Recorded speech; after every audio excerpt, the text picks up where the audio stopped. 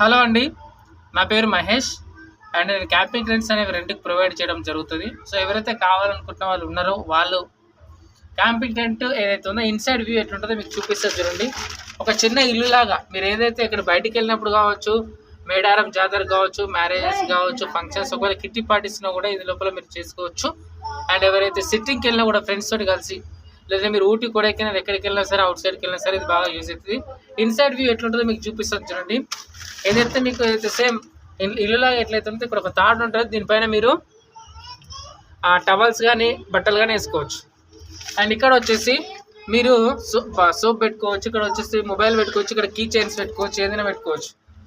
And ఇక్కడ మీకు పైన ఇంకోటి కనిపిస్తుంది చూడండి.